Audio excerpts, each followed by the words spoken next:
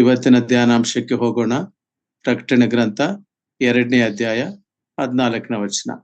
ದಯಮಾಡಿ ಯಾರಾದ್ರೂ ಓದಬೇಕಂತ ನಾನು ಕೇಳ್ಕೊಳ್ತೇನೆ.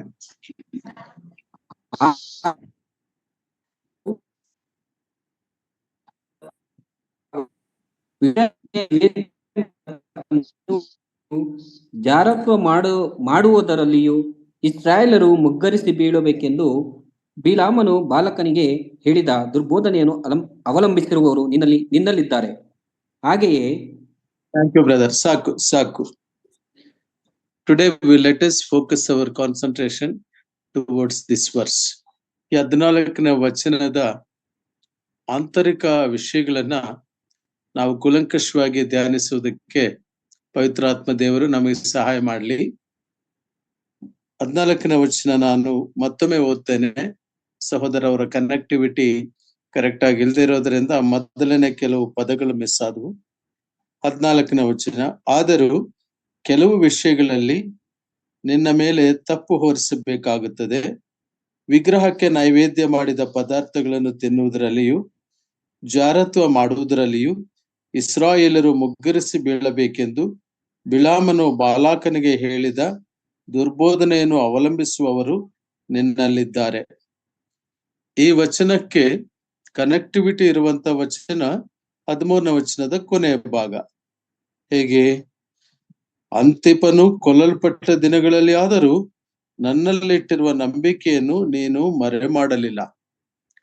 C the paradoxical situation. ಈ ಸಂದರ್ಭ ನಾವು ಗಮನಿಸಿ ನೋಡುವಾಗ ಹತಸಾಕ್ಷಿ ಆಗುತ್ತಿದ್ದನು ಅಂತಿಪ.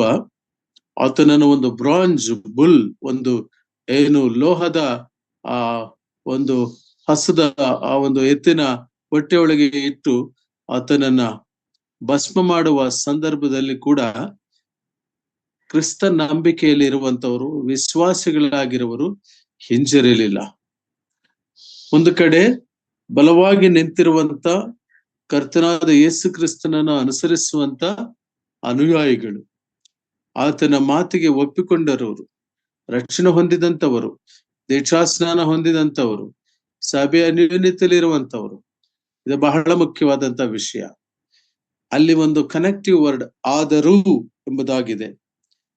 ಆದರೂ, ಕನ್ನಡದಲ್ಲಿ ಈ ಪದ ಆದರೂ ಅನ್ನೋ ಪದ ಬಂದ ಮೇಲೆ ಆ ಮೇಲಿನ ವಾಕ್ಯಕ್ಕೆ ಅಷ್ಟು ಪೂರಕವಾಗಿ ಇಲ್ಲದೆ ಇರುವಂತ ಒಂದು ಸಂಗತಿ ಪ್ರಸ್ತಾಪ ಆಗುತ್ತೆ ಅಂತ ಆ ಒಂದು ಕಂಜಂಕ್ಷನ್, ಆ ಒಂದು ಜೋಡಣೆಯ ಪದ ಆ ಒಂದು ಅರ್ಥವನ್ನ ನೀಡುತ್ತೆ.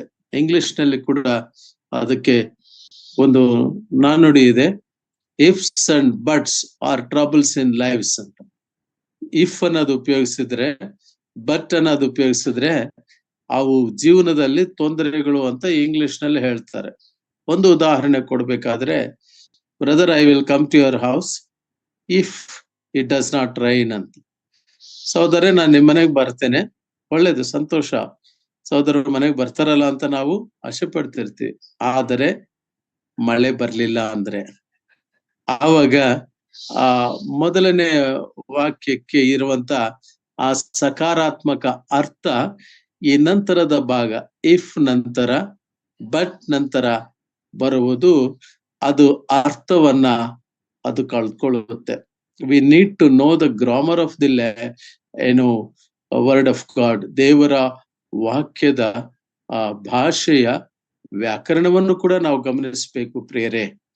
ಕಳೆದ ಸಂದೇಶದಲ್ಲಿ ನಾವು ಎಫೆಸಸ್ ಸಭೆಯ ಕುರಿತು ಹೇಳುತ್ತಾ, ಸ್ಮರಣ ಸಭೆಯನ್ನು ಕುರಿತು ಹೇಳುತ್ತಾ, ಪೆರ್ಗಮ ಸಮಯ ವಿಷಯದಲ್ಲಿ ನಾವು ಅದರ ಒಂದು ಜಿಯೋಲಾಜಿಕಲ್, ಭೌಗೋಳಿಕವಾಗಿಯೂ ಅದರ ಸಾಂಸ್ಕೃತಿಕವಾಗಿಯೂ ಮತ್ತು ಅದರ ಐತಿಹಾಸಿಕವಾಗಿಯೂ ಇರುವಂತಹ ಒಂದು ಸಂದರ್ಭಗಳನ್ನ ನಾವು ಸಾಕಷ್ಟು ತಿಳಿದುಕೊಂಡಿದ್ದೀವಿ.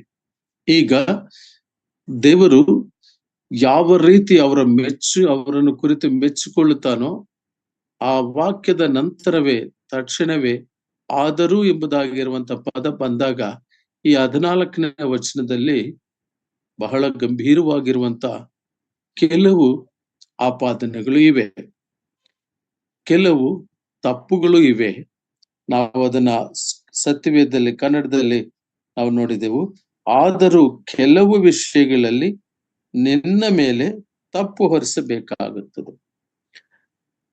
ನಮ್ಮನ್ನು ಹೆಚ್ಚಾಗಿ ಆಲೋಚನೆಗೆ ಒಳಪಡಿಸುವಂತ ಒಂದು ಸಂಗತಿ ಏನಂದ್ರೆ, ಕ್ರಿಸ್ತನ ಸಭೆ, ಕರ್ತನಾದ ಯೇಸು ಕ್ರಿಸ್ತನು ಸಭೆಗೆ ಶಿರಸ್ಸು ಆಗಿರ್ತಾನೆ. ಆತನು ಸಭೆಯನ್ನು ಕಟ್ಟುವವನು. I will build my church ಎಂಬುದಾಗಿ ಆತನು ಹೇಳಿದನು. ಕರ್ತನಾದ ಯೇಸು ಕ್ರಿಸ್ತನು ತನ್ನ ಸಭೆಯನ್ನು ಕಟ್ಟುವನಾಗಿದ್ದಾನೆ. ಪ್ರಿಯರೇ, ಸಭೆ ಎಂಬುದಾಗಿ ಹೇಳುವಾಗ ವಧುವು, ಸಭೆ ಎಂಬುದಾಗಿ ಹೇಳುವಾಗ ಮೊದಲಗಿತ್ತಿ, ಸಭೆ ಎಂಬುದಾಗಿ ಹೇಳುವಾಗ ಕರ್ತನಾದ ಯೇಸು ಕ್ರಿಸ್ತನು ಪ್ರೀತಿಸುವಂತ ಅತ್ಯಂತ ಪ್ರಾಣಪ್ರಿಯಳಾಗಿರುವಂತ ಸಭೆ. ಸಭೆಯು ಮತ್ತು ಕ್ರಿಸ್ತನಿಗೂ ಇರುವಂತ ಈ ಸಂಬಂಧವನ್ನು ಕುರಿತು ನಾವೊಂದು ಸಂದೇಶದಲ್ಲಿ ಅಧ್ಯಯನ ಮಾಡೋಣ.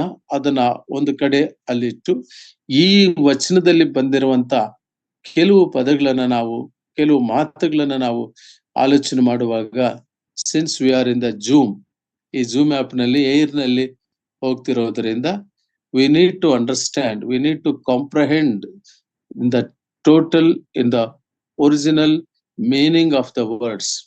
ಈ ಪದಗಳ ಒಂದು ಅರ್ಥಗಳನ್ನ ಅದರ ಒಂದು ಆತ್ಮೀಯ ಅಥವಾ ಆಧ್ಯಾತ್ಮಿಕ ಹಿನ್ನೆಲೆಯಲ್ಲಿ ನಾವು ಅವುಗಳನ್ನ ಗ್ರಹಿಸಿಕೊಳ್ಬೇಕಾಗತ್ತೆ. ಕರ್ತನಲ್ಲಿ ಪ್ರಿಯರೇ, ನಾವು 2ನೇ ಅಧ್ಯಾಯ 14ನೇ ವಚನದಲ್ಲಿ ನಾವು ನೋಡುವಾಗ ಒಂದು ಪದ ನಮಗೆ ಜ್ಞಾಪಕ ಬರುವಂತದ್ದುಂಟು. ತಪ್ಪು ಹೊರಿಸುವಾಗ ನಾವೆಲ್ಲ ಗಮನಿಸಿ ನೋಡಿದ್ದೇವೆ, ವಿಗ್ರಹಕ್ಕೆ ನೈವೇದ್ಯ ಮಾಡಿದ ಪದಾರ್ಥಗಳು ತಿನ್ನುವುದರಲ್ಲಿ ಮೊದಲನೇ ಅಂಶ. ಈಗ ನಮ್ಮ ಪ್ರಶ್ನೆ, ವಿಗ್ರಹ ಅಂದ್ರೆ ಏನು? ಯಾರು ವಿಗ್ರಹಾರಾಧನೆ ಮಾಡುವವರು? ವಿಗ್ರಹಾರಾಧನೆ ಮಾಡುವವರು ಪ್ರಾಯಶಃ ನಾವು ಅಂದ್ಕೊಳ್ತೀವಿ ಕ್ರೈಸ್ತರಲ್ಲದಿರೋರು ವಿಗ್ರಹಾರಾಧನೆ ಮಾಡ್ತಾರೆ ಎಂಬುದಾಗಿ. ಆದ್ರೆ ಸತ್ಯವೇದ ಹೇಳುತ್ತೆ, ವಿಗ್ರಹ ಎಂಬುದಾಗಿ ಹೇಳಿದ್ರೆ ವಿಗ್ರಹವು ದೇವರಿಗೆ ಆಗ್ರಹವು ತರಿಸುತ್ತೆ. In the broader sense of the word, ಆ ಪದದ ವಿಶಾಲ ಅರ್ಥದಲ್ಲಿ ನಾವು ಗ್ರಹಿಸಿಕೊಳ್ಳುವುದಾದ್ರೆ, ಅದನ್ನ ಅರ್ಥೈಸ್ಕೊಳ್ಳಕ್ಕೆ ಪ್ರಯತ್ನ ಮಾಡಿದ್ರೆ, ದೇವರಿಗಿಂತ ಹೆಚ್ಚಾಗಿ ನಾವು ಏನನ್ನು ಪ್ರೀತಿ ಮಾಡಿದ್ರು ಕೂಡ ಅದು ವಿಗ್ರಹವೇ ಆಗುತ್ತದೆ. ಅಡ್ಡಿ ವಿಗ್ರಹ ಅಂದ್ರೆ ಅದು ಅಡ್ಡಿ ಆಗುತ್ತದೆ. ಅನೇಕ ಪ್ರಥಮ ಶತಮಾನದ ಕ್ರೈಸ್ತರಲ್ಲಿ ಕೆಲವು ವಿಗ್ರಹಗಳನ್ನು ನೋಡಿದರು ಮತ್ತು ಶಿಲುಬೆಯು ಕಾಣಿಸ್ಕೊಳ್ತು. ದರ್ಶನದಲ್ಲಿ ಶಿಲುಬೆ ಬಂತು. ಅದು ವಿಗ್ರಹ, ಶಿಲುಬೆಯ ಆಕಾರ ಚಿತ್ರಗಳನ್ನ ಹಾಕೊಂಡಿರ್ತಾರೆ. ಪ್ರಾಯಶಃ ಶಿಲುಬೆ ಎಂಬುದಾಗಿ ಹೇಳುವಾಗ ಆ ಮರದ ಅಡ್ಡಪಟ್ಟಿ ಇರುವಂತದ್ದು ಕೂಡ ಕರ್ತನು ಅನುಮತಿಸ್ಲಿಲ್ಲ. ಪ್ರಿಯರೇ, ಹಾಗಾದ್ರೆ ವಿಗ್ರಹಾರಾಧನೆ ಎಂಬುದಾಗಿರುವಂತ ಪದವನ್ನ ನಾವು ಒಂದು ಬ್ರಾಡರ್ ಸೆನ್ಸ್ ಅಲ್ಲಿ ಅರ್ಥ ಮಾಡಿಕೊಳ್ಳುವುದಾದ್ರೆ, ದೇವರು ಅನುಮತಿಸಿರುವಂತ ಆರಾಧನೆಯನ್ನು ಹೊರತುಪಡಿಸಿ ಬೇರೆ ರೀತಿಯಲ್ಲಿ ಆರಾಧಿಸುವ ಪ್ರಯತ್ನವನ್ನು ಮಾಡುವುದಾದರೆ ಅದುವೇ ವಿಗ್ರಹಾರಾಧನೆ ಎಂಬುದಾಗಿ ನಾವು ಅರ್ಥೈಸಿಕೊಳ್ಳಬಹುದು. ಸಮಾರ್ಯ ಸ್ತ್ರೀ ಜೊತೆಯಲ್ಲಿ ಮಾತನಾಡುತ್ತಾ ಕರ್ತನಾದ ಯೇಸು ಕ್ರಿಸ್ತನ ಯೋಹಾನ ಸುವಾರ್ತೆ 4ನೇ ಅಧ್ಯಾಯ 21-22 ವಚನಗಳಲ್ಲಿ ಅಂತ ನಾನು ಭಾವಿಸ್ತೇನೆ. ಆ ಸ್ವಾಮಿ ಹೇಳ್ತಾನೆ, ಕರ್ತನಾದ ಯೇಸು ಕ್ರಿಸ್ತನು, ಅಮ್ಮ, ಒಂದು ದಿನವೂ ಬರುತ್ತದೆ, ದೇವರನ್ನು ಆರಾಧಿಸುವವರು ಆತ್ಮೀಯ ರೀತಿಯಲ್ಲಿ ಸತ್ಯಕ್ಕೆ ತಕ್ಕ ಹಾಗೆ ಆರಾಧಿಸುವಂತ ಆ ಕಾಲವು ಈಗಾಗಲೇ ಬಂದಿದೆ. ತನ್ನನ್ನು ಆರಾಧಿಸುವವರು ಇಂಥವರೇ ಆಗಬೇಕೆಂಬುದಾಗಿ ದೇವರು ಬಯಸಿದ್ದಾನೆ. ಪ್ರಿಯರೇ, so it belongs to the spirit that God has given to us. ದೇವರು ನಮ್ಮಲ್ಲಿಟ್ಟಿರುವಂತ ಆತ್ಮ, ಅದು ಯೆಹೋವನ ದೀಪವಾಗಿದೆ. ಸೊ ಫ್ರಮ್ ಅವರ್ ಸ್ಪಿರಿಟ್, ನಮ್ಮ ಆತ್ಮದಿಂದ ಆ ಸತ್ಯಕ್ಕೆ ತಕ್ಕ ಹಾಗೆ ಕರ್ತನಾದ ಯೇಸು ಕ್ರಿಸ್ತನು ಆತನೊಬ್ಬನೇ ಸತ್ಯವಂತನು, ಆತನೇ ಸತ್ಯವಂತನು, ಆತನನ್ನು ಅಂಗೀಕಾರ ಮಾಡಿಕೊಂಡು ಆತನಿಗೆ ನಾವು ಆರಾಧನೆಯನ್ನ ಸಲ್ಲಿಸುವಂತವರಾಗಿರಬೇಕು. ನನ್ನ ಈ ಒಂದು ಸಂದೇಶದ ಒಂದು ಸಂಗತಿಗಳಿಗೆ ನಾನು ಕೆಲವು ವಚನಗಳನ್ನು ಆಧಾರವನ್ನಾಗಿ ತೆಗೆದುಕೊಂಡು ಮುಂದಕ್ಕೆ ಹೋಗುವಂತ ಪ್ರಯತ್ನವನ್ನು ಮಾಡ್ತೇನೆ. ಈ ಸಂದರ್ಭದಲ್ಲಿ ದೇವರು ತಪ್ಪು ಹೊರಿಸುವ ವಿಧಾನ, that is the specific sub topic, sub title ನಮಗಿರುವಂತ ಈ ವಾಕ್ಯ ಇದರಲ್ಲಿ ಹೇಗೆ ದೇವರು, how God deals with the human beings, ಜನರ ಜೊತೆಯಲ್ಲಿ ದೇವರು ನಿರ್ವಹಿಸುವಂತ ವಿಧಾನ ಹೇಗೆ, ಯಾವ ರೀತಿಯಲ್ಲಿ ದೇವರು ನಿರ್ವಹಿಸುವಂತನಾಗಿರ್ತಾನೆ. What are the parameters of God, what is the criteria, ದೇವರು ಜನರನ್ನ ನಿಭಾಯಿಸುವಂತ, ನಿರ್ವಹಿಸುವಂತ, ಅಥವಾ ಜನರನ್ನ ಈ ತಪ್ಪು ಹೊರಿಸುವಂತ, ಅಥವಾ ಆ ನೇರವಾಗಿ ಒಂದು ರೆಸ್ಪಾನ್ಸಿಬಿಲಿಟಿನ, ಒಂದು ಬಾಧ್ಯತೆಯನ್ನ, ಒಂದು ಜವಾಬ್ದಾರಿಕೆಯನ್ನ ಫಿಕ್ಸ್ ಮಾಡುವ ವಿಧಾನ. ಜೀವಗಳಂತ ದೇವರ ಸಭೆಯಲ್ಲಿ ನಾವು ಆತನನ್ನು ಆರಾಧಿಸುವರಾಗಿದ್ದೇವೆ ಪ್ರಿಯರೇ. ಆ ಸಭೆ ಎಂಬುದಾಗಿ ಹೇಳುವಾಗ ಸಾರ್ವತ್ರಿಕ ಸಭೆ ಎತ್ತಲ್ಪಡುವುದು ಮೊದಲ ಗೀತಿ. ಇನ್ನೊಂದು ಅರ್ಥದಲ್ಲಿ ಇನ್ನೊಂದು ಸಭೆ ಎಂಬುದಾಗಿ ಹೇಳುವಾಗ ಸ್ಥಳೀಯ ಸಭೆ. ಚಿಕ್ಕಮಂಗ್ಳೂರಿನಲ್ಲಿದೆ ಅದೊಂದು ಸ್ಥಳೀಯ ಸಭೆ, ಬೆಂಗಳೂರಿನಲ್ಲಿ ಇವೆ ಕೆಲವು ಸ್ಥಳೀಯ ಸಭೆಗಳು. ಸ್ಥಳೀಯ ಸಭೆಗಳಲ್ಲಿ ನಾವು ಸೇರಿ ಆತನನ್ನು ಆರಾಧಿಸ್ತೇವೆ. ಆದರೆ ಎತ್ತಲ್ಪಡುವಂತ ಸಭೆ, ದಟ್ಸ್ ಯೂನಿವರ್ಸಲ್ ಚರ್ಚ್, ಆ ಒಂದು ಸಾರ್ವತ್ರಿಕ ಸಭೆಗೆ ಕುರಿತು ನಾವು ಸಿದ್ಧರಾಗುವಂತವರಾಗಿರ್ತೇವೆ ಪ್ರಿಯರೇ. ಆ ಸಭೆಯಾಗಿ ನಾವು ಸಿದ್ಧರಾಗ್ತೇವೆ. ಮೊದಲ ಗೀತೆಯಾಗಿ ನಾವು ಆ ಸುಂದರವಾಗಿ, ಕಳಂಕವಿಲ್ಲದ ಹಾಗೆ, ಕಳಂಕರಹಿತವಾಗಿ, ಸುಕ್ಕಾದರೂ ಕಳಂಕವಾದರೂ ಇಲ್ಲದಿರುವಂತ ಒಂದು ಸಭೆಯನ್ನಾಗಿ ಮಾಡುವಂತ ವಿಧಾನದಲ್ಲಿ ದೇವರು ಈ ಸಪ್ತ ಸಭೆಗಳಿಗೆ ತನ್ನದೇ ಆದಂತ ವಿಧಾನದಲ್ಲಿ ತಿದ್ದುತ್ತಾ ಬಂದಿರುವುದನ್ನು ನಾವು ಗಮನಿಸಿಕೊಳ್ಳುತ್ತೇವೆ. ಇಲ್ಲಿ ನಾವು ಗಮನಿಸಿ ನೋಡುವಾಗ ಇಸ್ರಾಯೇಲರು ಶಿಟ್ಟೀಮಿನಲ್ಲಿ ಇಳಿದುಕೊಳ್ತಾರೆ.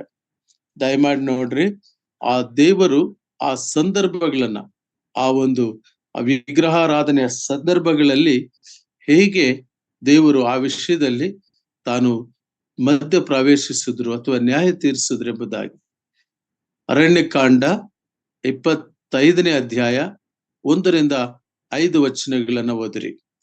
ಅರಣ್ಯಕಾಂಡ 25ನೇ ಅಧ್ಯಾಯ 1ರಿಂದ 5 ವಚನಗಳು.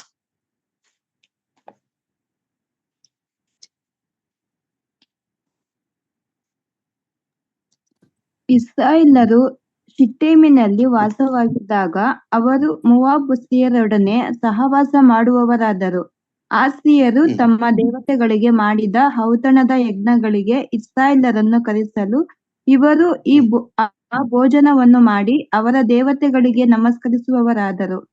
ಹೀಗೆ ಇಸ್ರಾಯೇಲರು ಪೆಗೋರದ ಬಾಳನ ಭಕ್ತರಾದ ಹಾಗಾಯಿತು. ಆದುದರಿಂದ ಅವರ ಮೇಲೆ ಯೆಹೋವನು ಕೋಪಗೊಂಡು ಮೋಶೆಗೆ, ನೀನು ಜನರ ಮುಖಂಡರೆಲ್ಲರನ್ನು ಇಡಿಸಿ ಅವರಿಗೆ ಯೆಹೋವನಿಗೋಸ್ಕರ ಬಹಿರಂಗವಾಗಿ ಮರಣ ದಂಡನೆಯನ್ನು ಮಾಡಿಸಬೇಕು. ಹೀಗೆ ಯೆಹೋವನ ಥ್ಯಾಂಕ್ ಯು. ಇಷ್ಟು ಸಾಕು ಪ್ರಿಯರೇ. Here is an incident. ಅರಣ್ಯಕಾಂಡಕ್ಕೆ ಬಂದಾಗ ಬಿಳಾಮನ ಬೋಧನೆಯನ್ನು ಕುರಿತು ನಾವು ಮತ್ತೊಂದು ಸಂದೇಶದಲ್ಲಿ ನಾವು ಗಮನಿಸ್ತೇವೆ. ಆದ್ರೆ ಇವತ್ತಿನ ಸಂದೇಶದಲ್ಲಿ ದೇವರು ಒಂದು ತಪ್ಪು ನಡೆದಾಗ ಆ ವಿಷಯದಲ್ಲಿ ನಿರ್ವಹಣೆ ಮಾಡುವ ವಿಧಾನ ಹೇಗಿದೆ. God is impartial. ದೇವರು ನಿಷ್ಪಕ್ಷಪಾತ ಇರುವಂತ ದೇವರು. ಹಾಗಾಗಿ ನಾವಿಲ್ಲಿ ಗಮನಿಸಿ ನೋಡುವಾಗ ಒಂದು ಸಂಗತಿಯನ್ನು ನೋಡ್ತೇವೆ. ಏನಂತ ಹೇಳಿದ್ರೆ, ಸಿಟ್ಟೀಮ್ನಲ್ಲಿ ವಾಸವಾಗಿದ್ದಾಗ ಅವರು ಮೋವಾಬ್ ಸ್ತ್ರೀಯರೊಡನೆ ಸಹವಾಸ ಮಾಡೋರಾದರು. ಆ ಸ್ತ್ರೀಯರು ತಮ್ಮ ದೇವತೆಗಳಿಗೆ ಮಾಡಿದ ಔತಣದ ಯಜ್ಞಗಳಿಗೆ ಇಸ್ರಾಯೇಲರನ್ನು ಕರೆಸಲು ಅವರು ಆ ಭೋಜನವನ್ನು ಮಾಡಿ ಅವರ ದೇವತೆಗಳಿಗೆ ನಮಸ್ಕರಿಸುವವರಾದರು. ದೇವರಾದುಕೊಂಡ ಜನಾಂಗ.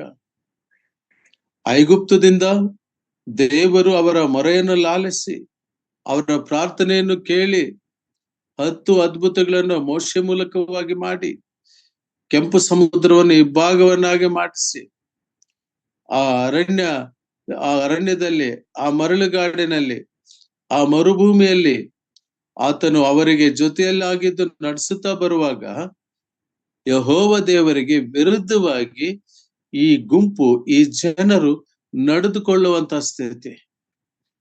ತಪ್ಪು ಮಾಡಿದವರು ಯಾರು? ಜನರು. ಅಲ್ಲಿನ ಜನರು, ಇಸ್ರಾಯೇಲ್ ಜನಾಂಗ.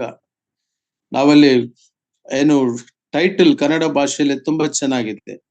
ಮಿದ್ಯಾನ ಸ್ತ್ರೀಯರು ಇಸ್ರಾಯೇಲರನ್ನು ಮರಳುಗೊಳಿಸಿ ದ್ರೋಹಿಗಳನ್ನಾಗಿ ಮಾಡಿದ್ರು. ಮರಳುಗೊಳಿಸಿದ್ದು ಆ ಮಿದ್ಯಾನ ಸ್ತ್ರೀಯರು, ಮರಳಾದವರು ಇಸ್ರಾಯೇಲ್ ಜನರು. ಚೆನ್ನಾಗಿ ಗಮನಿಸಿ, ಇಲ್ಲಿ ಒಂದು ದೇವರ ಸೂತ್ರ ಇದೆ, ಇಲ್ಲಿ ಒಂದು ದೇವರ ತತ್ವ ಇದೆ, ಇಲ್ಲೊಂದು ದೇವರ ಮುಖ್ಯವಾದಂತಹ ಒಂದು ಏನು ಆತನ ಎಕ್ಸ್ರೇ ಕಣ್ಣುಗಳು. ಕರ್ತನಾಂತ ಯೇಸು ಕ್ರಿಸ್ತನು ಆತನು ಆ ಹೊರಗಿನ ತೋರಿಕೆಯಂತೆ ತೀರ್ಪು ಮಾಡುವಂತವನಲ್ಲ. ಅಲ್ಲಿ ಗಮನಿಸಿ ನೋಡುವಾಗ ಮೋಶೆನು ಕರೀತಾನೆ, ಮೋಶೆ ಬಾ, ನೀನಿಲ್ಲಿ ಬಾ. ನೋಡಿ, ಅಲ್ಲಿ ಮೋಶೆ ಜೊತೆಯಲ್ಲಿ ಮಾತಾಡಿದ 4ನೇ ವಚನದಲ್ಲಿ ನಾವು ಕಾಣ್ತೇವೆ. ಯೆಹೋವನು ಕೋಪಗೊಂಡು ಮೋಶೆಗೆ, ಮೋಶೆ, ನೀನು ಜನರ ಮುಖಂಡರೆಲ್ಲರನ್ನು ಹಿಡಿಸಿ ಅವರಿಗೆ ಯೆಹೋವನಿಗೋಸ್ಕರ ಬಹಿರಂಗವಾಗಿ ಮರಣದಂಡನೆಯನ್ನು ಮಾಡಿಸಬೇಕು. ಪ್ರಿಯರೇ, ಇಲ್ಲಿ ನಮ್ಮ ಅರ್ಥ ಮಾಡ್ಕೋಬೇಕಾದಂತ ವಿಷಯ ಏನಂತ ಹೇಳಿದ್ರೆ, ತಪ್ಪು ಮಾಡಿದವರು ಇಸ್ರಾಯೇಲ್ ಜನರು, ಆ ತಪ್ಪು ಮಾಡಿಸಿದವರು ಮಿದ್ಯಾನ ಸ್ತ್ರೀಯರು, ಮೇವಾಬ್ ಸ್ತ್ರೀಯರು. ಆದರೆ ಮೋಶೆಗೆ ದೇವರು ಯಾರನ್ನು ಕರೆಸ್ಲಿಕ್ಕೆ ಹೇಳಿದ್ರಂದ್ರೆ ಆ ಮುಖಂಡರನ್ನು, ಆ 70 ಜನ ಮುಖಂಡರನ್ನು ಆರಿಸಲ್ ಅವರು. ಮೋಶೆ ತನ್ನ ಮಾವನಾದ ಇತ್ರೋ ಮಾತನ್ನು ಕೇಳಿ ಇಸ್ರಾಯೇಲ್ ಜನರಿಗೆ ನ್ಯಾಯ ತೀರಿಸಿದಕ್ಕೆ ಅಧಿಪತಿಗಳನ್ನಾಗಿ ಮಾಡಿಸಿದನಲ್ಲ, ಆ ಜನರನ್ನು ಕರೆಸಿ ಅವರಿಗೆ ಮರಣದಂಡನೆಯನ್ನು ವಿಧಿಸು. What's a criteria? That is our God. ಕರ್ತನಲ್ಲಿ ಪ್ರಿಯರೇ, ಗಮನಿಸೋಣ. ಈ ಮುಖಂಡರು, ಈ ಅಧಿಪತಿಗಳು ಯಾರೆಂಬುದಾಗಿ ನೋಡುವಾಗ ದಯಮಾಡಿ ಬನ್ನಿ, ವಿಮೋಚನ ಕಾಂಡ 18ನೇ ಅಧ್ಯಾಯ 24-25 ವಚನಗಳು. ವಿಮೋಚನ ಕಾಂಡ 18ನೇ ಅಧ್ಯಾಯ 24-25 ವಚನಗಳು. ಮೋಶೆ ತನ್ನ ಮಾವನ ಮಾತಿಗೆ ಒಪ್ಪಿಕೊಂಡು ಅವನು ಹೇಳಿದಂತೆಯೇ ಮಾಡಿದನು. ಅವನು ಇಸ್ರಾಯೇಲರಲ್ಲಿ ಸಮರ್ಥರಾದವರನ್ನು ಆರಿಸಿಕೊಂಡು 1000 ಮಂದಿಯ ಮೇಲೆಯೂ 100 ಮಂದಿಯ ಮೇಲೆಯೂ 50 ಮಂದಿಯ ಮೇಲೆಯೂ 10 ಮಂದಿಯ ಮೇಲೆಯೂ ಅಧಿಕಾರಿಗಳನ್ನಾಗಿ ನೇಮಿಸಿದನು. ಆ ಅಧಿಕಾರಿಗಳನ್ನಾಗಿ ಆ ಮುಖಂಡರೇನಿದ್ದಾರೆ ಅವರನ್ನ ಈಗ ದೇವರು he is dragging them to the picture. ಅವರನ್ನ ದೇವರು ಎಲ್ಲಿ ಈ ಸನ್ನಿವೇಶದಲ್ಲಿ ಮುಂದಕ್ಕೆ ತರ್ತಿದ್ದಾರೆ. ಯಾಕೆಂಬುದಾಗಿ ನಾವು ಗಮನಿಸಿ ನೋಡುವುದಾದರೆ, ಇಂಗ್ಲಿಷ್ ನಲ್ಲಿ ಒಂದು ಮಾತಿದೆ, ರೀಡ್ ಬಿಟ್ವೀನ್ ದ ಲೈನ್ಸ್. ನಾವು ಸತ್ಯವೇದವನ್ನ ಧ್ಯಾನಿಸುವಾಗ ಆ ಲೈನ್ಗಳ ನಡುವೆ ಇರುವಂತ ಒಂದು ಮಾರ್ಮಿಕತೆಯನ್ನು, ಅದರ ಒಳಗಡೆ ಇರುವಂತ ನಿಗೂಢತೆಯನ್ನು ನಾವು ಗ್ರಹಿಸಿಕೊಳ್ಳಬೇಕು. ಯಾಕೆಂಬುದಾಗಿ ಹೇಳುವಾಗ, ಈ ಸಂಗತಿಗಳು ನಡೆಯುವಾಗ ಗಮನಿಸಬೇಕಾದ ರೀತಿಯಲ್ಲಿ ಅವರು ಗಮನಿಸಲಿಲ್ಲ. ಇರಬೇಕಾದ ವ್ಯಕ್ತಿ ಇರಬೇಕಾದ ಸ್ಥಳದಲ್ಲಿ ಇರದ ಹೋದರೆ ಬರಬಾರದಾದ ಆಪತ್ತು ಬಂದಾಗ ಅದಕ್ಕೆ ಜವಾಬ್ದಾರಿಕೆಯನ್ನು ತೆಗೆದುಕೊಳ್ಳಬೇಕಾಗುತ್ತದೆ. ದಾವೀದನು ಅಲ್ಲಿಲ್ಲದೆ ಇರುವ ಸಂದರ್ಭದಲ್ಲಿ, ಹೊಸ ಬಂಡಿಯನ್ನು ಅವರು ಮಾಡಿರುವ ಸಂದರ್ಭದಲ್ಲಿ, ಮಂಜೂಷವನ್ನು ಹೊಸ ಎತ್ತಿನ ಗಾಡಿಯಲ್ಲಿ ತೆಗೆದುಕೊಂಡು ಹೋಗುವಾಗ ಒಬ್ಬನು ಮರಣ ಹೊಂದಬೇಕಾಯಿತು. ಯಾಕೆಂಬುದಾಗಿ ಹೇಳುವಾಗ ಆ ಕ್ರಮವು ತಪ್ಪಿ ಹೋಯಿತು. ಕರ್ತನಲ್ಲಿ ಪ್ರಿಯರೇ, ಹಳೆ ಒಡಂಬಡಿಕೆಯಲ್ಲಿ ವಿಗ್ರಹಾರಾಧನೆಯ ವಿಷಯದಲ್ಲಿ ದೇವರ ಒಂದು ಆಲೋಚನೆಯನ್ನು, ಹೊಸ ಒಡಂಬಡಿಕೆಗೆ ಬಂದಾಗ ವಿಗ್ರಹಾರಾಧನೆಯ ವಿಷಯದಲ್ಲಿ ದೇವರ ಯೋಚನೆಯನ್ನು ಅಥವಾ ದೇವರ ಒಂದು ವಿಚಾರವೇನು ಎಂಬುದನ್ನ ನಾವು ಕೂಲಂಕಷವಾಗಿ ಅರ್ಥ ಮಾಡಿಕೊಳ್ಳುವಂತ ಒಂದು ಪ್ರಯತ್ನವನ್ನು ಮಾಡ್ತಾ ಇದ್ದೇವೆ. ತಪ್ಪು ಮಾಡಿದವರು ಇಸ್ರಾಯೇಲ್ ಜನರಾದರೆ ಅವರಿಗೆ ವಂಚಿಸಿದವರು, ಅವರ ಮೋಹಕ್ಕೆ ಒಳಬಿದ್ದವರು, ಅವರನ್ನು ಮೋಹಿಸುವ ಹಾಗೆ ಅವರನ್ನ ಆಕರ್ಷಿಸಿದಂತವರು ಮಿದ್ಯಾನ ಸ್ತ್ರೀಯರಾದರೆ, ದೇವರು ಕಂಡದ್ದು ಮಿದ್ಯಾನ ಸ್ತ್ರೀಯನಲ್ಲ, ದೇವರು ಕಂಡದ್ದು ಇಸ್ರಾಯೇಲ್ ಜನರನ್ನೆಲ್ಲ ದೇವರ ದೃಷ್ಟಿಯಲ್ಲಿ ಮೊದಲು ಕಾಣಬರುವಂತವರು ಆ ಮುಖಂಡರು. ಮೋಶೆ, ನೀನು ಆ ಮುಖಂಡರನ್ನು ಕಳಿಸು, ಆ ಮುಖಂಡರನ್ನು ಕರೆಸು. ಇದು ಒಂದು ರೀತಿ ಆದರೆ, ಇನ್ನೊಂದು ಸಂಗತಿಗೆ ಹೋಗೋಣ. ದೇವರು ತನ್ನ ನ್ಯಾಯ ಪ್ರಮಾಣಗಳನ್ನು ದೃಷ್ಟಿಸುವ ವಿಧಾನ ಹೇಗಿರುತ್ತದೆ ಅಂತ ಪೆರ್ಗಮ ಸಭೆಯನ್ನು ಕುರಿತು ನಾವು ಧ್ಯಾನಿಸ್ತಿದ್ದೇವೆ. ಪೆರ್ಗಮ ಸಭೆಯ ಅತ್ಯುತ್ತಮವಾದಂತ ಗುಣವನ್ನ ಒಂದು ಕಡೆ ಪ್ರಶಂಸಿಸುತ್ತಾ, ಮತ್ತಿನ್ನೊಂದು ಕಡೆ ಅದರಲ್ಲಿರುವಂತ ದುರ್ಬೋಧಕರನ್ನು ಕುರಿತು, ಸುಳ್ಳು ಬೋಧಕರನ್ನು ಕುರಿತು ಹೇಳುವಾಗ ದೇವರ ಒಂದು ನ್ಯಾಯ ಪ್ರಮಾಣಗಳು ಹೇಗಿರ್ತವೆ ಎಂಬುದನ್ನು ನಾವು ಅರ್ಥ ಮಾಡಿಕೊಳ್ಳುವಂತ ಒಂದು ಪ್ರಯತ್ನ. ದಯಮಾಡಿ ನೋಡ್ರಿ, ಅದೇ ಅರಣ್ಯಕಾಂಡ 12ನೇ ಅಧ್ಯಾಯ ನಂಬರ್ಸ್ ಚಾಪ್ಟರ್ 12 ವರ್ಸ್ 1 to 10 ನಿಧಾನವಾಗಿ ಅರ್ಥಗರ್ಭಿತವಾಗಿ ಓದುವ ಪ್ರಯತ್ನ ಮಾಡೋಣ. ಅಲ್ಲಿ ದೇವರು ಯಾವ ರೀತಿ ನಿರ್ಣಯವನ್ನು ಮಾಡ್ತಾನೆ. That is the supreme power of our God. ನಮ್ಮ ದೇವರ ಮಹಾಜ್ಞಾನವು ಆಯಾ ಸಂಗತಿಗಳಲ್ಲಿ, ಆಯಾ ಸನ್ನಿವೇಶಗಳಲ್ಲಿ ಕಂಡು ಬರುತ್ತದೆ. ಅದನ್ನ ನಾವು ಗ್ರಹಿಸಿಕೊಳ್ಳಬೇಕು, ಅದನ್ನ ನಾವು ಧ್ಯಾನಿಸಬೇಕು. ದಯಮಾಡಿ ಓದಿ ಅರಣ್ಯಕಾಂಡ 12ನೇ ಅಧ್ಯಾಯ 1ರಿಂದ 10 ವಚನಗಳು.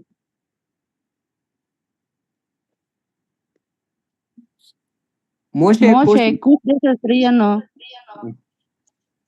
ಮದುವೆ ಮಾಡಿಕೊಂಡಿದ್ದನು.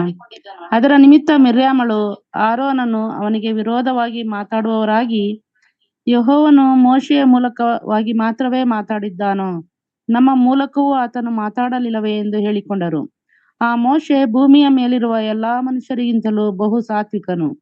ಹೀಗಿರಲಾಗಿ ಅವರು ಆಡಿದ ಮಾತನ್ನು ಯೆಹೋವನು ಕೇಳಿ, ಪಕ್ಕನೆ ಮೋಶೆ ಆರೋನ್ ಮಿರ್ಯಾಮರಿಗೆ, ನೀವು 3 ಮಂದಿಯೂ ದೇವದರ್ಶನದ ಗುಡಾರಕ್ಕೆ ಬರಬೇಕೆಂದು ಆಜ್ಞಾಪಿಸಿದನು. ಆ 3 ಬಂದಾಗ ಯೆಹೋವನು ಮೇಘಸ್ತಂಭದೊಳಗೆ ಇಳಿದು ಬಂದು ದೇವದರ್ಶನದ ಗುಡಾರದ ಬಾಗಿಲಲ್ಲಿ ನಿಂತು ಆರೋನ್ ಮಿರ್ಯಾಮರನ್ನು ಹತ್ತಿರಕ್ಕೆ ಕರೆದನು. ಅವರು ಬಂದಾಗ ಆತನು, ನನ್ನ ಮಾತನ್ನು ಕೇಳಿರಿ, ನಿಮ್ಮಲ್ಲಿ ಪ್ರವಾದಿ ಇದ್ದರೆ ನಾನು ಅವನಿಗೆ ಜ್ಞಾನದೃಷ್ಟಿಯಲ್ಲಿ ಕಾಣಿಸಿಕೊಳ್ಳುವೆನು, ಇಲ್ಲವೇ ಸ್ವಪ್ನದಲ್ಲಿ ಅವನ ಸಂಗಡ ಮಾತಾಡುವೆನು. ನನ್ನ ಸೇವಕನಾದ ಮೋಶೆ ಅಂಥವನಲ್ಲ, ಅವನು ನನ್ನ ಮನೆಯಲ್ಲೆಲ್ಲ ನಂಬಿಗಸ್ತನು. ಅವನ ಸಂಗಡ ನಾನು ಗೂಢವಾಗಿ ಅಲ್ಲ, ಪ್ರತ್ಯಕ್ಷದಲ್ಲಿ ಸ್ಪಷ್ಟವಾಗಿಯೇ ಮಾತಾಡುವೆನು. ಅವನು ಯೆಹೋವನ ಸ್ವರೂಪವನ್ನೇ ದೃಷ್ಟಿಸುವನು. ಹೀಗಿರಲು ನೀವು ನನ್ನ ಸೇವಕನಾದ ಮೋಶೆಗೆ ವಿರೋಧವಾಗಿ ಮಾತಾಡುವುದಕ್ಕೆ ಭಯಪಡಬೇಕಾಗಿತ್ತು ಎಂದು ಹೇಳಿ ಕೋಪಗೊಂಡು ಹೋದನು. ಆ ಮೇಘವು ಥ್ಯಾಂಕ್ ಯು. ಫಸ್ಟ್ ಈ ಸಂದರ್ಭವನ್ನ ನಾವು ಅರ್ಥೈಸಿಕೊಳ್ಳೋ ಪ್ರಯತ್ನ ಮಾಡೋಣ. ಆರೋನನು ಮಿರ್ಯಾಮಳು ಗುಣಗುಟ್ಟಿದರು. ಮೋಶೆಗೆ ಮಾತ್ರನೇನಾ ದೇವರು ಜ್ಞಾನವನ್ನು ನಮ್ಮ ಜೊತೆ ನಮ್ಮ ಕೂಡ ಮಾತನಾಡುವುದಿಲ್ಲವೇ ಎಂಬುದಾಗಿ ನಾಯಕನ ವಿರುದ್ಧ, ಮೋಶೆಯ ವಿರುದ್ಧ ಮಾತಾಡುವಾಗ ದೇವರು ಕೇಳಿಸ್ಕೊಂಡನು. ಕರ್ತನಲ್ಲಿ ಪ್ರಿಯರೇ, ಈ ಸಂದರ್ಭವನ್ನು ನಾವು ಗಮನಿಸಿ ನೋಡುವಾಗ ಕೂಷು ದೇಶದ ಸ್ತ್ರೀಯನ್ನು ಮೋಶೆ ವಿವಾಹ ಮಾಡಿಕೊಂಡನು. ಆ ವಿವಾಹದ ವಿಷಯದಲ್ಲಿ ಇವರೇನೋ ಗುಣಗುಟ್ಟಿದರು. ದೇವರು ಒಂದು ವಿಶೇಷ ರೀತಿಯಲ್ಲಿ ಮೋಶೆಯನ್ನ ಅನುಮತಿಸಿದನೋ ಅಥವಾ ಮೋಶೆಯ ವಿರುದ್ಧವಾಗಿ ದೇವರು ಏನನ್ನೂ ಕೂಡ ಹೇಳ್ತಿರ್ಲಿಲ್ಲ. ಆದರೆ ಆ ವಿಷಯವನ್ನು, ಆ ಸಂಗತಿಯನ್ನು ಇವರಿಬ್ಬರು ಮಾತನಾಡಿಕೊಳ್ಳುವಾಗ ದೇವರು ಕೇಳಿಸ್ಕೊಂಡನು. ಪ್ರೇರೆ, ಅವರನ್ನು ಕರೆಸಿದನು. ದೇವದರ್ಶನದ ಗುಡಾರದಲ್ಲಿ ಆತನು ಮೇಘದೋಪಾದಿಯಲ್ಲಿ ಇಳಿದು ಬಂದು, ನನ್ನ ಭಕ್ತನಾದ ಮೋಶೆಯ ವಿರುದ್ಧ ಮಾತನಾಡುವುದಕ್ಕೆ ನೀವು ಭಯಪಡಬೇಕಾಗಿತ್ತು. That is how the God protects his servant. ತನ್ನ ಸೇವಕರನ್ನ, ತನ್ನ ನಾಯಕನನ್ನ, ತಾನು ಆರಿಸಿಕೊಂಡಿರುವಂತ ನಾಯಕನನ್ನ, ಇಸ್ರಾಯೇಲ್ ಜನರನ್ನ ನಡೆಸೋದಕ್ಕೆ ಐಗುಪ್ತ ದೇಶದಿಂದ ಅವರನ್ನು ಕನಾನ ದೇಶಕ್ಕೆ ಹೊರಗಡೆ ತೆಗೆದುಕೊಂಡು ಬರುವಾಗ ಜನರು ಗುಣಗುಟ್ಟಿದರೆ, ನಾಯಕನ ವಿರುದ್ಧ ಜನರು ಗುಣಗುಟ್ಟಿದರೆ ಜನರಿಗೆ ಶಿಕ್ಷೆ ಆಗುತ್ತದೆ. ತೊನ್ನು ಹತ್ತಿತ್ತು. ಆದರೆ ಇಲ್ಲಿ ನಾವು ಗಮನಿಸಿ ನೋಡುವಾಗ ಅದೇ ನಾಯಕನು, ಅದೇ ಮೋಶೆ ಜನರ ವಿರುದ್ಧ ಮಾತಾಡಿದಾಗ ಮೋಶೆಗೆ ದೇವರು ಶಿಕ್ಷೆ ಹಾಕಿದನು. ದಯಮಾಡಿ ನೋಡ್ರಿ, ನಾವು ಅದನ್ನು ಕೂಡ ಗಮನಿಸ್ತೇವೆ. ಅದೇ ಅರಣ್ಯಕಾಂಡ 20ನೇ ಅಧ್ಯಾಯ 9ರಿಂದ 11 ವಚನ ತನಕ. Numbers chapter 20 verse 9 to 11. ಯೆಹೋವನು ಆಜ್ಞಾಪಿಸಿದಂತೆಯೇ ಮೋಶೆಯು ಆ ಕೋಲನ್ನು ಆತನ ಸನ್ನಿಧಿಯಿಂದ ತೆಗೆದುಕೊಂಡು ಹೋಗಿ ಆರೋನನ ಜೊತೆಯಲ್ಲಿ ಸಮೂಹದವರನ್ನು ಆ ಕಡಿದಾದ ಬಂಡೆಗೆದುರಾಗಿ ಕೂಡಿಸಿ ಅವರಿಗೆ, ದ್ರೋಹಿಗಳೇ, ಕೇಳಿರಿ, ನಾವು ಈ ಬಂಡೆಯೊಳಗಿಂದಲೇ ನಿಮಗೋಸ್ಕರ ನೀರನ್ನು ಬರಮಾಡಬೇಕು ಎಂದು ಹೇಳಿ ಕೈಯೆತ್ತಿ ತನ್ನ ಕೈಯಲ್ಲಿರುವ ಕೋಲಿನಿಂದ ಆ ಬಂಡೆಯನ್ನು 2 ಸಾರಿ ಹೊಡೆದನು. ಆಗ ನೀರು ಪ್ರವಾಹವಾಗಿ ಹೊರಟಿತು. ಸಮೂಹದವರು ಅವರ ಪಶುಗಳು ಕುಡಿದರು. ಅಂಕಲ್ ಓದ್ಬೇಕಾ? ಓದ್ಮಾ. ಆಗ ಯೆಹೋವನು ಮೋಶೆ ಆರೋನರಿಗೆ, ನೀವು ನನ್ನನ್ನು ನಂಬಿದವರಾಗಿ ಇಸ್ರಾಯೇಲರ ಎದುರಿನಲ್ಲಿ ನನ್ನ ಗೌರವವನ್ನು ಕಾಪಾಡದೆ ಹೋದುದರಿಂದ ಈ ಸಮೂಹದವರನ್ನು ನಾನು ಅವರಿಗೆ ವಾಗ್ದಾನ ಮಾಡಿದ ದೇಶದೊಳಕ್ಕೆ ನೀವು ಕರಕೊಂಡು ಹೋಗಕೂಡದು ಎಂದು ಹೇಳಿದನು. ಇಸ್ರಾಯೇಲರು ಸಾಕು ಸಿಸ್ಟರ್. Thank you sister. ಒಮ್ಮೆ ಮೋಶೆಯನ್ನು ಪ್ರೊಟೆಕ್ಟ್ ಮಾಡಿರುವ ದೇವರೇ, ಆ ಮೋಶೆ ಜನರನ್ನು ನಿಂದಿಸಿದಾಗ, ದ್ರೋಹಿಗಳೇ ಎಂಬುದಾಗಿ ಹೇಳಿದಾಗ ಅಷ್ಟು ಪ್ರಯತ್ನ ಪಟ್ಟಿರುವಂತ ಮೋಶೆ ಲಕ್ಷೋಪಲಕ್ಷ ಜನರನ್ನ ಒಂದೇ ಮಾತಿನಿಂದ, ಒಂದೇ ಸ್ವರದಿಂದ ನಡೆಸ್ಕೊಂಡು ಬರುವಂತಹ ಆ ಮೋಶೆ 40 ದಿನ ಸಿನಾಯಿ ಬೆಟ್ಟದ ಮೇಲೆ ದೇವರ ಒಂದು ಪ್ರಭಾವವನ್ನು ಕಂಡಂತ ಮೋಶೆ, ಆತನು ಎಷ್ಟು ಪ್ರಯಾಸ ಪಟ್ಟನೋ, ಎಷ್ಟು ಪ್ರಾರ್ಥನೆ ಮಾಡಿದನೋ, ದೇವರ ಸನ್ನಿಧಿಯಲ್ಲಿ ಎಷ್ಟು ಆತನು ಕೇಳಿಕೊಂಡನೋ. ಆದರೆ ಆ ಮೋಶೆಗೆ ದೇವರು ಹೇಳಿದ್ದು, ನೀನು ಪ್ರವೇಶ ಆಗಬಾರದು, ಯಾಕಂದ್ರೆ ಅಲ್ಲಿ ಜನರನ್ನು ದ್ರೋಹಿಗಳು ಎಂದು ಹೇಳಿದನು.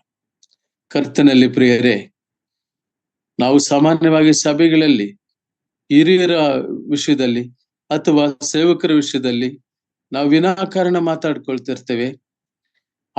ಅದೇ ರೀತಿಯಲ್ಲಿ ಸಭೆಯಲ್ಲಿ ನಾಯಕರು ಅಥವಾ ಹಿರಿಯರು ಪ್ರಜೆಗಳನ್ನ ದೂಷಣೆ ಮಾಡುವಂತ ರೀತಿಯಲ್ಲಿ ನಡ್ಕೊಳ್ತಿರ್ತೀವಿ. ಆದ್ರೆ ಈ ಎರಡನ್ನ ದೇವರು ದೃಷ್ಟಿಯಲ್ಲಿ ನೋಡುವಾಗ ಆತನು ಪಕ್ಷಪಾತಿ ಅಲ್ಲ. ಹೆಬ್ರಿಯ ಪತ್ರಿಕೆಯಲ್ಲಿ ಒಂದು ಮಾತಿದೆ, ನಮ್ಮ ಸಭಾ ನಾಯಕರು ಅವರು ಆತ್ಮಗಳ ಲೆಕ್ಕ ಒಪ್ಪಿಸಬೇಕಾಗಿರೋದ್ರಿಂದ, ಅವ್ರನ್ನ ಕಾಯಬೇಕಾಗಿರೋದ್ರಿಂದ ಅವ್ರ ಮನ ನೊಂದಿರುವುದು ನಿಮಗೆ ಒಳ್ಳೇದಲ್ಲ. ಅದರಿಂದ ಪ್ರಿಯರೇ, ನಮ್ಮ ಇತಿಮಿತಿಯಲ್ಲಿ ದೇವರು ನಮ್ಮನ್ನ ಮೆಜರ್ ಮಾಡ್ತಾನೆ, ದೇವರು ನಮ್ಮನ್ನ ಪ್ರಮಾಣೀಕರಿಸ್ತಾನೆ. ದೇವರ ನ್ಯಾಯ ಪ್ರಮಾಣಗಳು ನಮ್ಮ ಮೇಲೆ ಬರುವಾಗ ನಾವೆಲ್ಲಿ ನಿಲ್ಲುತ್ತೇವೆ? ಸುಮ್ಮನೆ ಮಾತನಾಡುವ ಪ್ರತಿಯೊಂದು ಮಾತುಗೂ ಕೂಡ ನಾವು ಪ್ರತ್ಯುತ್ತರವನ್ನು ನೀಡಬೇಕು. ದೇವರ ನ್ಯಾಯ ಪ್ರಮಾಣಗಳು, ದೇವರು ತಪ್ಪು ಹೊರಿಸುವ ವಿಧಾನಗಳು ನಮಗೆ ತಿಳಿಯದೇ ಇರುವುದರಿಂದ ನಾವು ಗ್ರಹಿಕೆ ಇರುವ ಸೆನ್ಸಿಬಲ್ ಮತ್ತು ಸೆನ್ಸಿಟಿವ್ ವಿಶ್ವಾಸಿಗಳಾಗಿ ಇರದೆ ಹಲವಾರು ಸಮಸ್ಯೆಗಳು, ಇಕ್ಕಟ್ಟುಗಳು ಮತ್ತು ತೊಂದರೆಗಳು, ಇಂಟರ್ ಪರ್ಸನಲ್ ರಿಲೇಶನ್ಶಿಪ್ಸ್, ವ್ಯಕ್ತಿಯ ನಡಿರುವಂತಹ ಸಂಬಂಧಗಳು ಅದಕ್ಕೆ ಹೋಗುವಂತದ್ದು ನಾವು ಕಾಣ್ತೇವೆ. ಹಳೆ ಒಡಂಬಡಿಕೆಯಲ್ಲಿ ನಾವು ಗಮನಿಸಿ ನೋಡುವಾಗ ಅರಣ್ಯ ಕಾಂಡದಲ್ಲಿ ಮತ್ತಿನ್ನೊಂದು ಸಂದರ್ಭವೂ ಕೂಡ ಬರ್ತದೆ. ನಾನು ಅದನ್ನ ಈಗ ಪ್ರಸ್ತಾಪ ಮಾಡ್ಲಿಕ್ಕೆ ಹೋಗುದಿಲ್ಲ, ಸಮಯವಿಲ್ಲದಿರೋದ್ರಿಂದ. ಮೋಶೆ ದೇವರ ಬಳಿಯಲ್ಲಿ ಹೇಳ್ತಾನೆ, ಆತನ ವಿರೋಧವಾಗಿ ಮಾತಾಡಿರೋರ ವಿಷಯದಲ್ಲಿ ಯೆಹೋವ ದೇವರ ಬಳಿಯಲ್ಲಿ ಹೋಗಿ ಅವರ ಕತ್ತೆಯನ್ನಾಗಲಿ ಅವರ ಎತ್ತನ್ನಾಗಲಿ ನಾನು ಆಶಿಸಿದವನಲ್ಲ ಎಂಬುದಾಗಿ ಹೇಳುವಾಗ ದೇವರು ತಕ್ಷಣ ಮಧ್ಯೆ ಪ್ರವೇಶ ಮಾಡ್ತಾನೆ. ಕರ್ತನಲ್ಲಿ ಪ್ರಿಯರೇ, ನಮ್ಮ ಇತಿಮಿತಿಯಲ್ಲಿದ್ದು ನಾವು ಒಂದು ವೇಳೆ ನಮ್ಮ ಬಲಹೀನತೆ ಉಂಟ, ನಮ್ಮ ಸಮಸ್ಯೆ ಉಂಟ, ನಮ್ಮ ಬಿಕ್ಕಟ್ಟುಂಟ, ಕರ್ತನ ಸನ್ನಿಧಿಗೆ ಹೋಗಿ ದಿನವೂ ಕ್ಷಮೆ ಕೇಳುತ್ತಾ, ದಿನವೂ ಆತನ ಸನ್ನಿಧಿಯಲ್ಲಿ ಪ್ರಾರ್ಥನೆ ಮಾಡುತ್ತಾ, ಹೃದಯಾಂತರಂಗದಿಂದ ಕರಕರ ಇಲ್ಲದಿರುವಂತಹ ಸರಳ ಮನಸ್ಸಿನ ವಿಶ್ವಾಸಿಗಳಾಗಿ ಜೀವಿಸುತ್ತಿರ್ಬೇಕೆಂಬುದಾಗಿ ದೇವರ ಉದ್ದೇಶ. ವಿಗ್ರಹದ ಕುರಿತು ಹೇಳುತ್ತಾ ಈ ಸಂಗತಿಗಳ ಹೇಳುವ ಅವಶ್ಯಕತೆ ಏನಂದ್ರೆ, ದೇವರ ಸನ್ನಿಧಿಗೆ ಪ್ರಾರ್ಥನೆಯನ್ನು ಸೇರಿಸುವುದಕ್ಕೆ ಯಾವುದಾದ್ರೂ ಒಂದು ಭಾವನೆ ನಮ್ಮ ಹೃದಯದಲ್ಲಿ ಇರುವುದಾದರೆ ಅದುವೇ ವಿಗ್ರಹ ಎನ್ನುವ ಅಂಶವನ್ನ ನಿಮಗೆ ಸ್ಪಷ್ಟಪಡಿಸೋದಕ್ಕೆ ಸತ್ಯವೇದದಲ್ಲಿ ಹಳೆ ಒಡಂಬಡಿಕೆಯಲ್ಲಿ ಇರುವಂತ ಕೆಲವು ಘಟನೆಗಳನ್ನ ನಿಮ್ಮ ಮುಂದೆ ತಂದಿದ್ದೇನೆ. ಪ್ರಿಯರೇ, ಜನರು ತಪ್ಪು ಮಾಡಿದಾಗ ಮುಖಂಡರನ್ನು ಶಿಕ್ಷಿಸ್ತಾರೆ ದೇವರು. ಮುಖಂಡರ ವಿರುದ್ಧ ಜನರು ಗುಣಗುಟ್ಟಿದಾಗ ಜನರನ್ನು ದೇವರು ಶಿಕ್ಷಿಸುತ್ತಾರೆ. ದೇವರು ಆ ಭೂಮಿಯು ನುಂಗಿ ಬಿಡ್ತದೆ ಅವರನ್ನು. ಮತ್ತು ಜನರನ್ನ ಶಿಕ್ಷಿಸುವಾಗ ಜನರನ್ನು ಶಿಕ್ಷಿಸ್ತಾರೆ, ನಾಯಕರನ್ನು ಶಿಕ್ಷಿಸುವಾಗ ನಾಯಕರನ್ನು ಶಿಕ್ಷಿಸ್ತಾರೆ. ಇದು ದೇವರ ಒಂದು ಮಾನದಂಡಗಳು. These are the measures of god. ಇದು ದೇವರ ನ್ಯಾಯ ಪ್ರಮಾಣಗಳು. ಹಳೆ ಒಡಂಬಡಿಕೆಯಲ್ಲಿ ಆ ರೀತಿಯ ವಿಗ್ರಹಾರಾಧನೆಯ ಸಂದರ್ಭದಲ್ಲಿ ಫಿನೆಹಾಸನು ಎದ್ದು ಆತನು ಈಟಿಯಿಂದ ತಿವಿದಿದ್ದರಿಂದ ದೇವರ ಕೋಪವು ಆ ಸಂದರ್ಭದಲ್ಲಿ ಶಮನವಾಯಿತು. ತಪ್ಪು ಮಾಡಿರುವ ಆ ಜನರು 24,000 ಜನರು ಆ ಒಂದೇ ದಿನದಲ್ಲಿ ಅವರು ಮರಣ ಹೊಂದಿದರು. ಯಾಕಂದ್ರೆ ಅದು ದೇವರ ಒಂದು ತೀರ್ಮಾನ ಆಗಿತ್ತು ಪ್ರಿಯರೇ. That's how we are under the control of God. ದೇವರ ಆ ನಡೆಸುವಿಕೆಯಲ್ಲಿ ನಾವು ಇರುವಂತವರಾಗಿದ್ದೇವೆ. ಬನ್ನಿ ಹೊಸ ಒಡಂಬಡಿಕೆಗೆ ಬರುವಾಗ, ಹೊಸ ಒಡಂಬಡಿಕೆಯಲ್ಲಿ ಕೆಲವು ವಚನಗಳನ್ನ ನಾವು ನೋಡಿ ಈ ವಿಗ್ರಹಾರಾಧನೆಯನ್ನು ಕುರಿತು ಅದರ ಸಂಬಂಧ ಹೇಗೆ ಹಿರಿಯರು ತೀರ್ಮಾನಿಸಿದ್ದಾರೆ ಎಂಬುದನ್ನು ಅಪೊಸ್ತಲ ಕೃತ್ಯಗಳು 15ನೇ ಅಧ್ಯಾಯ 19ರಿಂದ 21 ವಚನ ಓದೋಣ. ಅಪೊಸ್ತಲ ಕೃತ್ಯಗಳು 15ನೇ ಅಧ್ಯಾಯ 19-21 ವಚನ. ಹೀಗಿರಲಾಗಿ ನನ್ನ ಅಭಿಪ್ರಾಯ ಏನೆಂದರೆ, ಅನ್ಯ ಜನರಲ್ಲಿ ದೇವರ ಕಡೆಗೆ ತಿರುಗಿಕೊಳ್ಳುವವರನ್ನು ತೊಂದರೆಪಡಿಸಬಾರದು. ಆದರೆ ವಿಗ್ರಹ ಮಾಡಿದನ್ನು ಆಧಾರವನ್ನು ಕುತ್ತಿಗೆ ಹಿಸುಕಿ ಕೊಂದದ್ದನ್ನು ರಕ್ತವನ್ನು ವಿಸರ್ಜಿಸಬೇಕೆಂದು ನಾವು ಅವರಿಗೆ ಕಾಗದವನ್ನು ಬರೆದು ಅಪ್ಪಣೆ ಕೊಡೋಣ. ಯಾಕೆಂದರೆ ಪುನರುತ್ಥಾನ ಕಾಲದಿಂದ ಎಲ್ಲಾ ಪಟ್ಟಣಗಳಲ್ಲಿ ಮೋಶೆಯ ಗ್ರಂಥವನ್ನು ಬೋಧಿಸುವವರು ಇದ್ದಾರೆ. ಅದು ಪ್ರತಿ ಸಬ್ಬತ್ ಸಭಾ ಮಂದಿರಗಳಲ್ಲಿ ಸಾಕು ಸಿಸ್ಟರ್. ಮೋಶೆ ಗ್ರಂಥದಲ್ಲಿ ಇರುವಂತದ್ದು ನಾವೀಗ ಓದಿದೀವಿ. ಅದನ್ನೇ ಉಲ್ಲೇಖ ಮಾಡುತ್ತಾ ಅಪೊಸ್ತಲ ಕೃತ್ಯಗಳಲ್ಲಿ ಅನ್ಯ ಜನರು ಅಂದ್ರೆ ನಾವು ಅಬ್ರಹಾಮನ ಸಂತಾನದೊಂದಿಗೆ ಪಾಲಿಭಾಗಸ್ಥರಲ್ಲ, ಆದರೂ ದೇವರು ನಮ್ಮನ್ನು ಆರಿಸಿಕೊಂಡಿದ್ದರು ಆತನ ಮಹಾಕೃಪೆಯಿಂದ.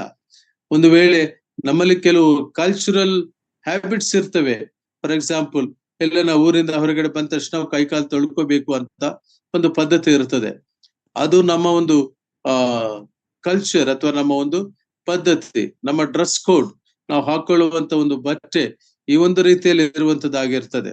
ಕರ್ತನಲ್ಲಿ ಪ್ರಿಯರೇ, ಇವುಗಳ ವಿಷಯದಲ್ಲಿ, ಸುನ್ನತಿ ವಿಷಯದಲ್ಲಿ ಯಾವುದೇ ಒಂದು ರೀತಿಯ ನಿರ್ಬಂಧವನ್ನು ಹಾಕದೆ ಅನ್ಯ ಜನರಿಗೆ ಕೇವಲ ಈ ಕೆಲವು ವಿಷಯಗಳಲ್ಲಿ ಹೆಚ್ಚು ಭಾರವನ್ನು ಹಾಕದೆ ವಿಗ್ರಹಕ್ಕೆ ನೈವೇದ್ಯ ಮಾಡಿರುವುದನ್ನು, ಕತ್ತು ಹಿಸುಕಿ ಕೊಂದದ್ದನ್ನು, ರಕ್ತವನ್ನು, ಇದಕ್ಕಿಂತ ಹೆಚ್ಚಿನ ಭಾರ ಅವರ ಮೇಲೆ ಹಾಕಬಾರದು.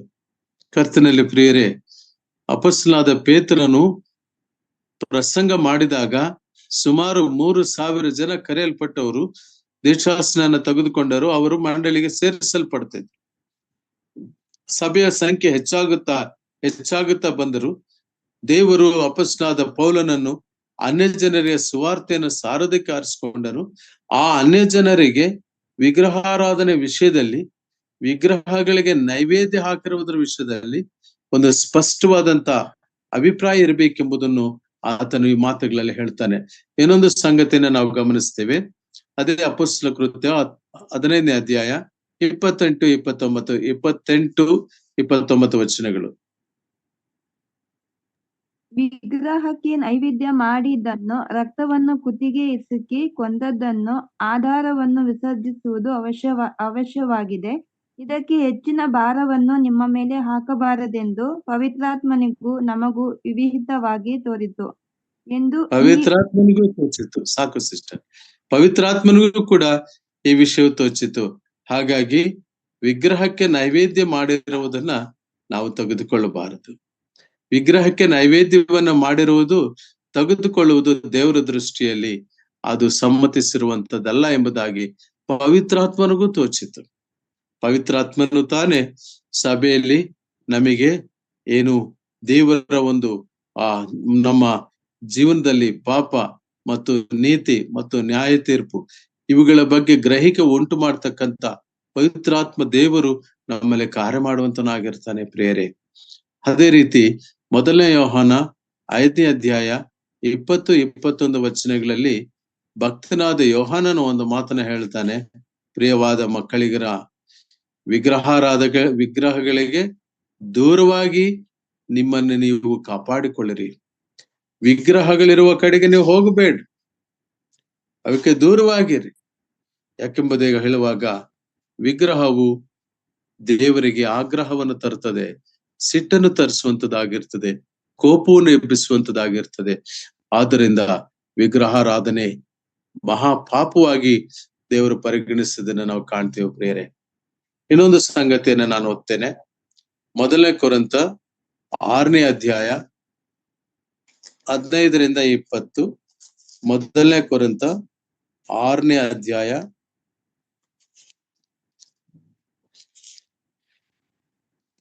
15-20. ನಾನೇ ಓದ್ತೀನಿ ಅದನ್ನು, ನಾನು ಓದ್ತೀನಿ.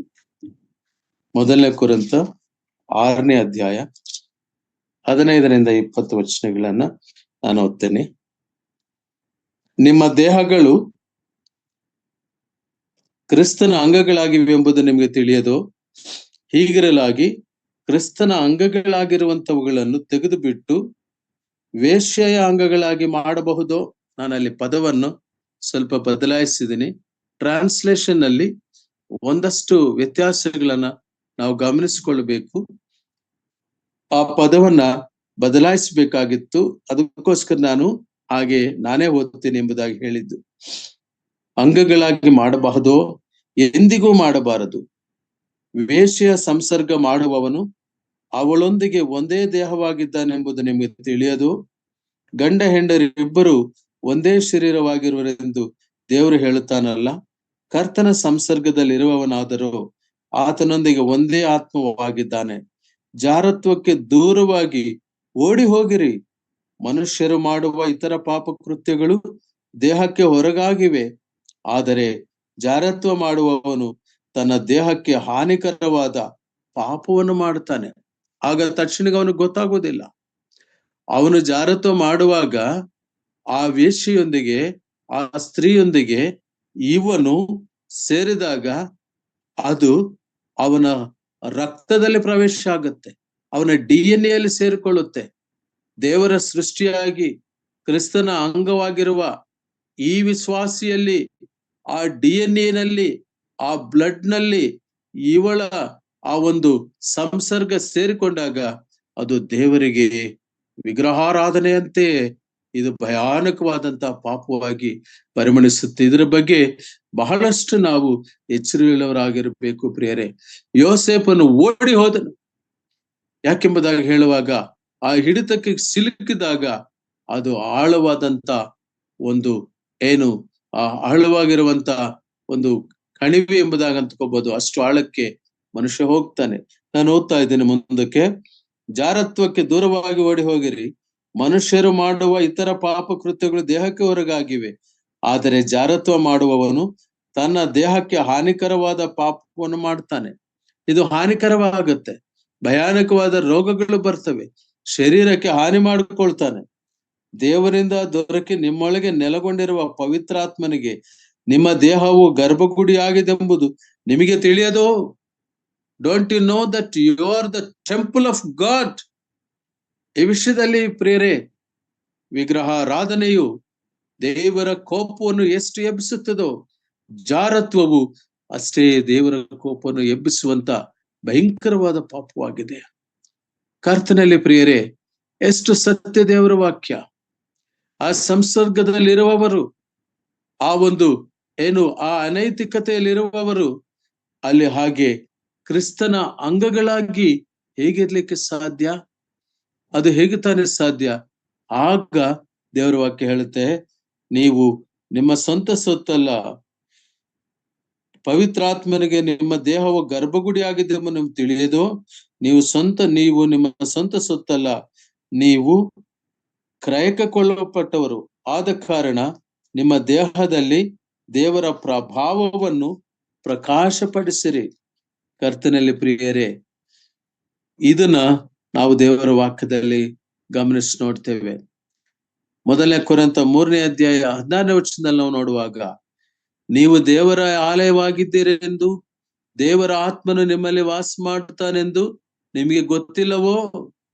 ಯಾವನಾದರೂ ದೇವರ ಆಲಯವನ್ನು ಕೆಡಿಸಿದರೆ ದೇವರು ಅವನನ್ನು ಕೆಡಿಸುವನು. ಯಾಕಂದರೆ ದೇವರ ಆಲಯವು ಪವಿತ್ರವಾದದ್ದು. ಆ ಆಲಯವು ನೀನೇ. You are the temple of God. ಕರ್ತನಲ್ಲಿ ಪ್ರಿಯರೇ, ಪೆರ್ಗಮ ಸಭೆಯಲ್ಲಿ ದುರ್ಬೋಧೆಯ ಪ್ರವೇಶವನ್ನ ನಾವು ಕುರಿತು ಯೋಚಿಸ್ತಾ ಇದ್ದಾಗಿಯೂ ದೇವರು ಇವುಗಳನ್ನ ಎಷ್ಟು ಸೀರಿಯಸ್ ಆಗಿ ತೆಗೆದುಕೊಂಡಿದ್ದಾರೆ ಎಂಬುದನ್ನ ನಾವು ಹಳೆ ಉಡಂಬಡಿಕೆಯಲ್ಲಿಯೂ ಮತ್ತು ಹೊಸ ಉಡಂಬಡಿಕೆಯಲ್ಲಿಯೂ ದೇವರ ನೀತಿ ನಿಯಮಗಳು ಹೇಗೆ ನಮಗೆ ಉಲ್ಲೇಖಿಸಲ್ಪಟ್ಟಿವೆ ಎಂಬುದನ್ನ ನಾವು ಗಮನಿಸಿ ನೋಡಿದ್ದೇವೆ. ಕರ್ತನಲ್ಲಿ ಪ್ರಿಯರೇ, ನಾವಿನ್ನು ಆ ಒಂದು ದುರ್ಬೋಧಕನಾದ ಬಿಳಾಮನ ಆ ಬೋಧನೆ ಅದು ಎಷ್ಟು ಭಯಂಕರವಾದದ್ದು, ಆ ರೀತಿ ಬೋಧನೆಯು ಎಷ್ಟು ದುಷ್ಪರಿಣಾಮಕ್ಕೆ ಕಾರಣ ಆಗುತ್ತೆ ಎಂಬುದನ್ನ ದೇವ್ರ ಚಿತ್ತವಾದರೆ ನಾವು ಮುಂದಿನ ಸಂದೇಶದಲ್ಲಿ ಧ್ಯಾನಿಸೋಣ. ದೇವರ ವಾಕ್ಯವನ್ನ ಹಂಚಲು ಅವಕಾಶ ಕೊಟ್ಟಂತ ಸಭಾ ಹಿರಿಯರಿಗೆ, ನಾಯಕರುಗಳಿಗೆ ಮತ್ತು ಸಮಸ್ತ ಸಹೋದರ ಸಹೋದರಿಯರಿಗೆ ಕರ್ತನಾದ ಯೇಸು ಕ್ರಿಸ್ತನ ಹೆಸರಿನಲ್ಲಿ ವಂದನೆ ಸಲ್ಲಿಸಿ ದೇವರಿಗೆ ಮಹಿಮೆ ಸಲ್ಲಿಸುತ್ತೇನೆ. Thank you very much. Praise the lord.